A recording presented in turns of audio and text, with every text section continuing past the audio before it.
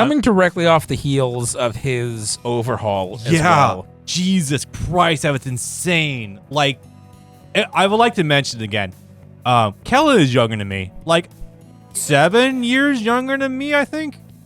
I don't remember the exact number. I think he's like 25, 26 by now. Also, shout out to his career blowing up because of Five Nights at Freddy's somehow. I don't know. I think he voiced one of the new characters. I don't know. Whatever. I stopped following FNAF after like 4.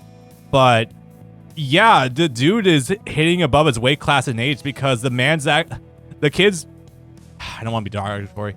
The dude is voicing characters that sound like they're double his age. It's fucking crazy. I don't know if they still do, but there was a time in the mid-2010s where Funimation would hire actors out of that were still in high school, and in a very brief period in the mid-2000s or early 2000s, they were actually going through using child actors. Oh, yeah, right. I remember those times. Crazy stuff. But, so you might... Did you hear the story about Alex Lee? No? Is there a story for them? Yeah, it was a long-running thing where if you ever Googled his age, it would say no matter what year that he was 35. Oh, that's good. And then he went on to reveal his age when he was a guest on Giguk's podcast. Uh-huh. Where it's like, I'm actually 25, and I got my first role at 19. That's very funny. But I refused to tell anyone my age until I was old enough to rent a car, because I didn't want anyone thinking I was some upstart. If they think that I just aged, have the most graceful aging in the world, that's much better, because some people probably won't hire me if they know I'm 19. You know, that is unironically brilliant advice. I'm not gonna lie. God, I hate Rich's hairline here. Yeah. And it's unfortunate he would have to do that in order to bypass some of the actual ageism that does go on in the entertainment industry as a whole. Fun fact, once you're above the age of 30, you're basically considered defunct for doing commercial work. For like big budget shit. Harada, is that you? Right? And the funny shit, we're not even doing the elevator. Oh yeah, we would have gone past that by now, wouldn't we? Yeah. No, this is supposed to happen in the elevator. Presumably he's going to end up looking up and holding her hand. So, it's not. Here's the crazy shit. So, Bucciarati the entire time has actually been in on Giorno's plan in order to take down the boss and fix the company from within, basically. The entire time... Passione. The entire time they've been escorting Trish back to her father, which is the boss, in order to not only obey orders and get in good graces, but also in order to covertly learn who the boss's identity is. However, this whole thing has been a ruse because Diavolo is so next level paranoid that he wants to kill Trish with his own hands in order to have no links that he knows of, in order to lead back to his identity for being some dude from not Sicily. I forgot the island's name. Napoli. Napoli. That's it. Oh, by the by, yes, fucking silhouette. The silhouettes are so good. He looks more like Chocolata here than he does Diavolo. I was about to say literally that exactly. That silhouette is just Chocolata. Oh yeah. Anyway, this mission is crazy. You can imagine why. Was there anything else I was gonna say there? No, not really. So yeah, unfortunately, Bucciarati here has kind of decided to take it into his own hands because this guy's an absolute fucking bastard who's just used them in order to kill his own flesh and blood. So let's fucking party. Now, unfortunately, I have to dodge him for a few minutes because, yeah. Hi, King Crimson. Alex, Aaron Dismuke was acting well before Fullmetal Alchemist in 2005. He was on Fruits Basket in the year 2001. Damn. So anything you heard about that being his first role is a lie. So Diavolo is literally able to teleport thanks to the ability of King Crimson. Also, King Crimson is a famous rock band who has actually apparently one of the most critically acclaimed rock albums of all time released out there. I need to listen to it myself. I actually don't know what it sounds like. Prog rock. Prog, really? Yep. Ooh, I really gotta check them out now. Fuck. They're also one of those bands you're supposed to listen to while high. That's why one of the jokes is you listen to it while high and you're in the court of the Crimson King. Also, I guess I'll just get this chest out of the way. But how does King Crimson work? So it's a whole funny thing that has to do with batch scan translations and the limitations of manga as a medium. Hey, have you ever seen a video with an actual human in it? Good chance you've seen this thing called a jump cut. That's literally all King Crimson does. It's a real life jump cut. So yes, and also some weird bullshit about Destiny's trajected path. Don't look too much into it. It's literally just jumping cut, and he's editing himself out of certain situations. But this still kind of befuddles me. I'm not sure how this actually transpires. He moved him to be there in the spot that he was going to hit himself. But that would have makes. I'm not going into that too much, man. That's fucking weird. Oh, or he got a glimpse of Epitaph's ability, maybe. Epitaph is considered a separate stand, by the way. He technically has 2 of them. Ah, right, because of Doppio, right. Yep. That would check out. Do you know what Doppio's full name is? Nope. Vinegar Doppio. That's so good. Ow. Also, Diablo with the red eyes, that instead of green. So it's very funny, too, because despite how seemingly godly Diablo's power actually is, he's actually kind of gets bitched around a little bit by Bucciarati, who's dying. It's very funny. In fact, honestly, he's kind of jobbed out pretty hard for a while, to Nero especially. Holy fuck. Man, can you believe Araki is so lazy and shady that he used time powers 4 times in a row? For the final villain? Nah, I can believe it. But do you believe in gravity? Alright, so unfortunately, yeah, get used to the shot colors, by the way, for King Crimson's ability. So basically, you got deal enough damage to him that you're able to just take off that little smidge of health off the top. Not impossible, but rough. My trick to doing this is mostly just to bait out something and then get move in. This is one of those ones where I would say expect to die a couple times. Ow. Jesus. Also, yeah, King Crimson's punch just coming out of Mach speed there. Ow, I got a hole in me. Stop it. Fuck. Do they have Talking Head and Crush? I believe not as a boss. Okay. Yeah, so the next one after this, I think actually would be... It's going to be Notorious BIG after this one. No. All right, well, that's one death. Because they're still in Napoli when they go to the restaurant and do the funny thing where they beat up the guy. Yep. Fuck me, running, Jesus. Also, yeah, I just... How do you hit him? You gotta get around King Crimson itself in order to actually do damage to the main body. Also, yeah, this model does roughly make a reappearance as a selectable costume for Diablo in All-Star Battle, and it is pretty fucking sick. Yes. Oh, tag me OTG, go figure. God damn it. Stop hitting me with the off-the-ground shit. So it's basically about dodging and then hitting him during the recovery window. Yeah, more or less. That being said, though, King Crimson does kind of work under his own rules sometimes where he can, like, just avoid shit. It's one of those. There we go. Like I said, Naracha fights besides his first one is all skipped. Yeah. Basically, ooh, C rank. I'll take that. Nice. He technically only has 2, doesn't he? Let's see. The Napoli downtown stage has been added to the gallery. Hey, speaking of which.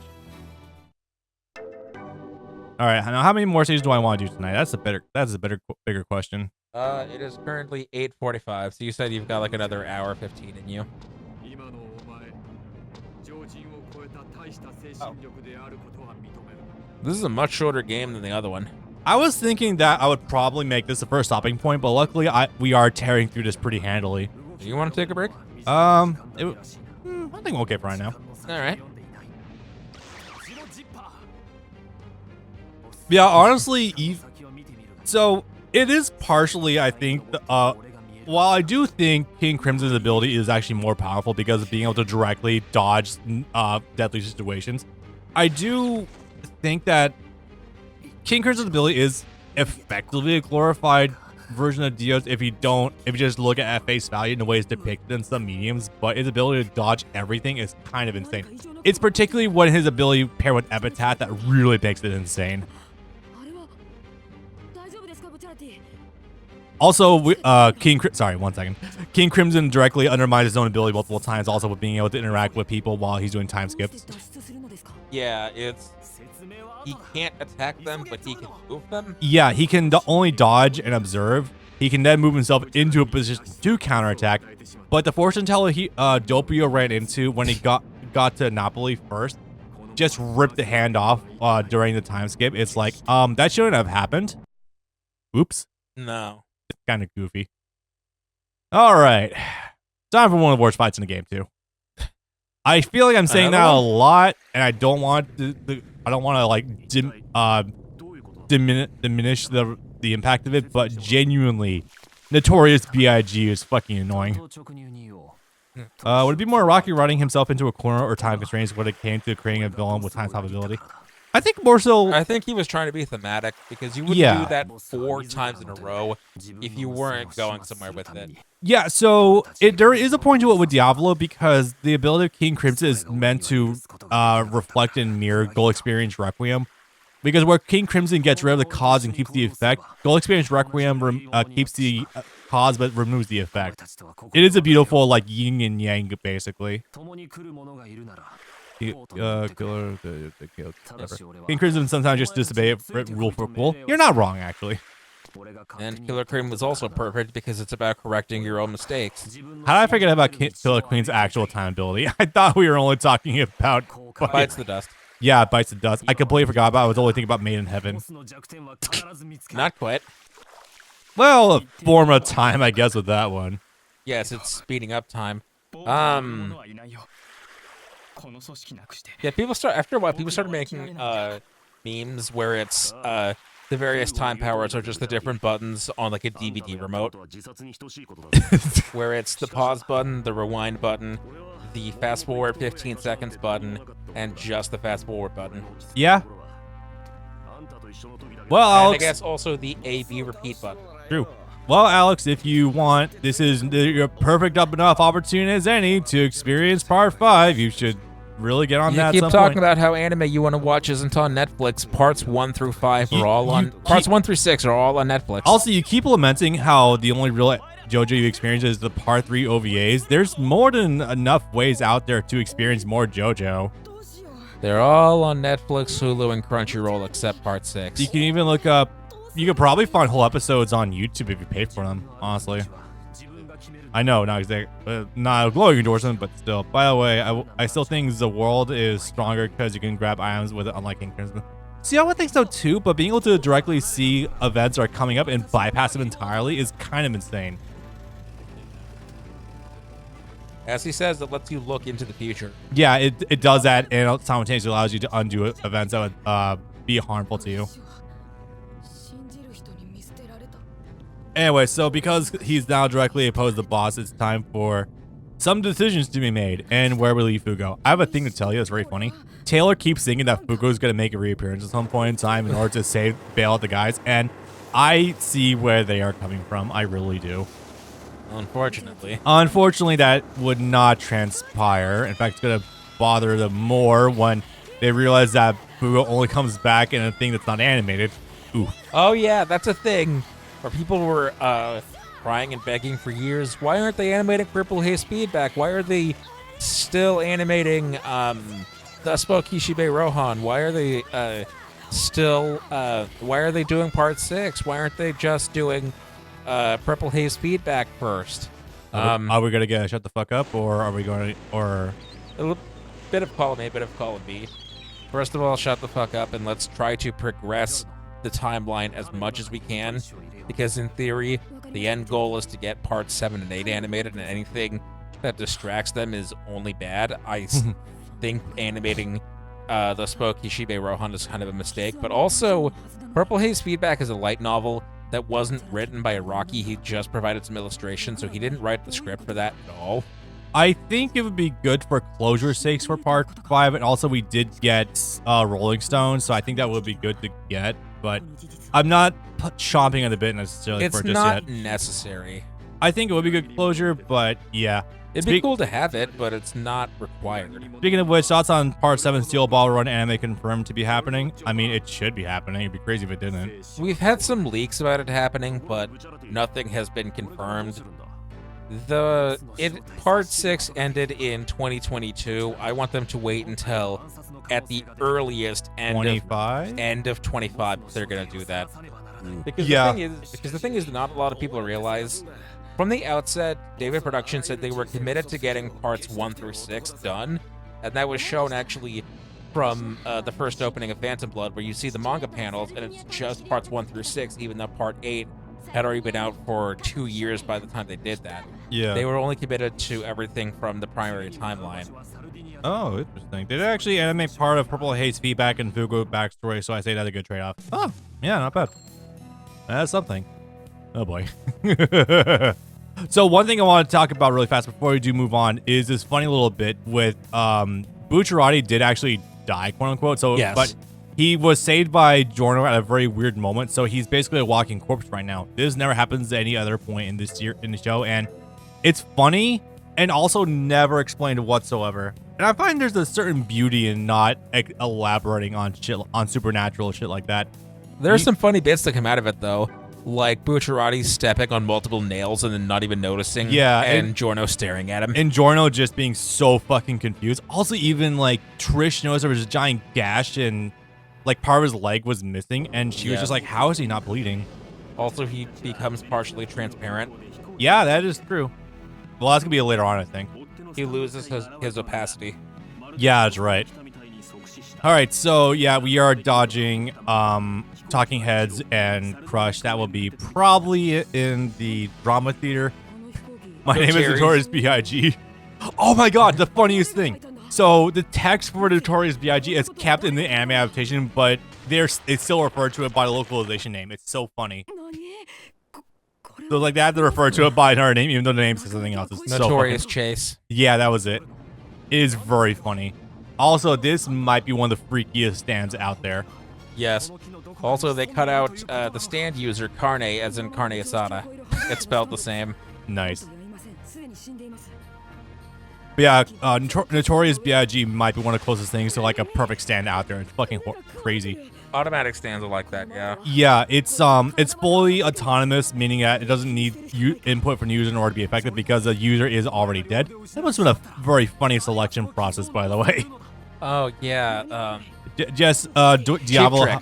Yeah, Diablo hiring this man because of the fact that, well, apparently you have a stand that will trigger when you die, and it does a very specific thing. Okay. Well, the stand infects him like a parasite. Yeah. Sort of the same way that Cheap Trick does, where Carne is just a host, he's not the original stand user. Yeah, true. But also on board of a plane, that's gonna trigger someone's phobias out there flying. Good shit. But no, it is actually really fucking freaky because it's almost like a zombie survival situation going on right here. It's actually, no. It's more like akin to the Alien series, kind of. Yeah. Yeah. Or just jumping on Prometheus like 10 years early. Very funny.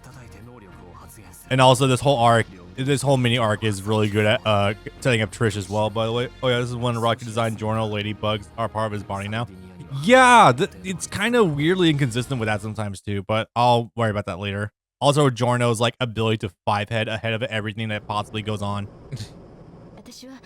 Also, this is one of those things where something gets lost in translation or someone is wrong about something, where at some point they tell us that Giorno needs his arms to use his stand. Yeah. Even though in the beginning of part 5, we see him giving life to a lifesaver and turning it into an eel. With his legs, he just kicks it and it turns into a living creature. Yeah, I was just thinking that too. Like, I feel like there's been at least one instance of like feet being able to activate stand abilities. Criminal that this Giorno only fight. I mean, oh yeah, Trish's only fight. I was gonna say it's only been overall, once, yeah. But we have used Giorno once. Anyway, so we'll probably only get 2 total. You want an example of how absolutely insane Notorious B.I.G. is, by the way? Yeah, got flung out of the plane by Zipper Man only to be fast enough to jump back onto the fucking engine. Or no, back onto the plane because it's the fastest thing moving. Holy fuck. This thing is impossible to kill. Hi, Spice Girls.